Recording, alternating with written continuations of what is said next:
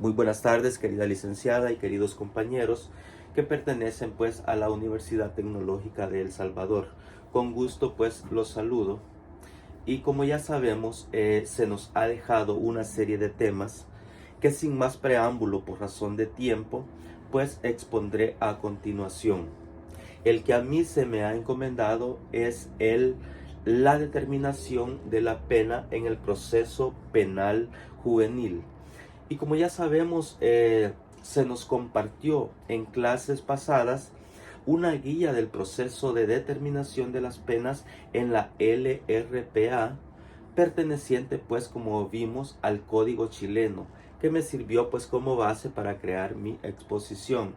Respecto al sistema utilizado en el sistema penal salvadoreño, resulta necesario distinguir entre el sistema de la legislación penal de adultos y el de la legislación penal juvenil, a lo que hoy vamos a hablar. Resulta obvio que existe un sistema de determinación legal de la pena, porque esto pues se rige plenamente en el principio de legalidad establecido en el artículo 1 del Código Penal, de modo que el legislador atribuye a cada conducta una determinada pena, sin que el juez pueda pasar los límites mínimo y máximo establecidos por la ley para cada delito, salvo pues los casos previstos expresamente en el Código Penal en el artículo 62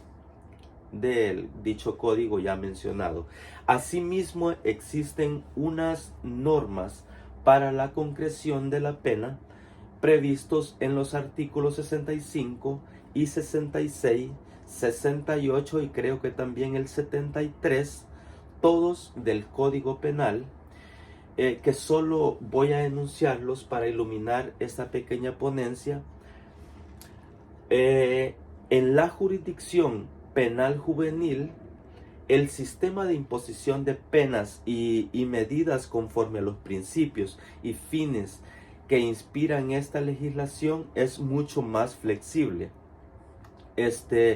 ¿Por qué decimos esto? Porque la ley no fija para cada delito o falta cometido por un menor una sanción determinada, pero las reglas reflejadas anteriormente contenidas en el Código Penal han de servir para fijar la gravedad de los hechos y orientar la medida y su duración.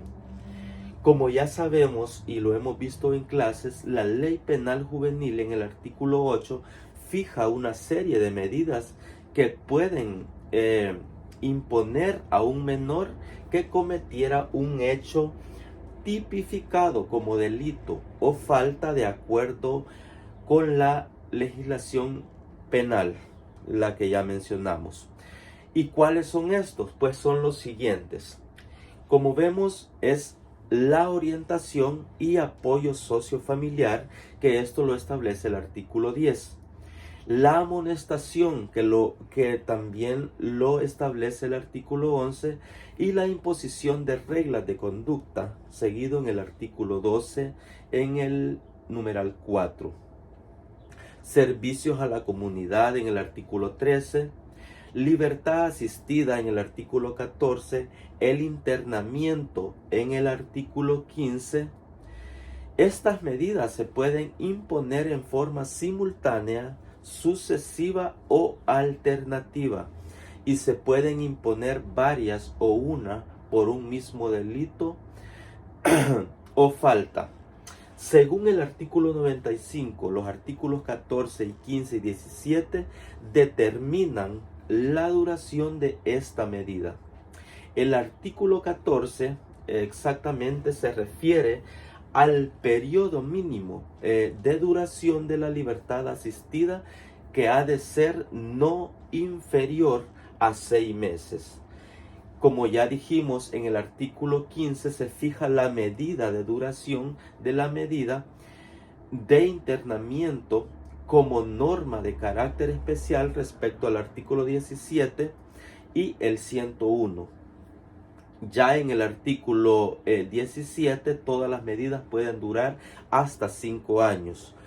Pero como ya sabemos, cuando proceda el internamiento según el artículo 15 de la Ley Penal Juvenil, si el menor tiene 16 o 17 años, no por tanto, si tiene entre 12 y 15 años, el juez puede imponer una medida de una duración cuyo mínimo y máximo será la mitad de los establecidos como pena de privación de libertad en la legislación penal respecto de cada delito, sin que en ningún caso pueda exceder la medida de 7 años. Como ya sabemos, unos ejemplos: si se considera que un menor ha cometido unas lesiones graves previstas en el artículo 144 del Código Penal, que están castigadas con una pena de 4 a 8 años, y se considera, si se considera, procedente, según expondremos la medida de internamiento en atención a la gravedad del hecho y las circunstancias personales, sociales, familiares, educativas del menor. La medida puede durar entre 2 y 4 años, la mitad de aquellos periodos. Muchísimas gracias.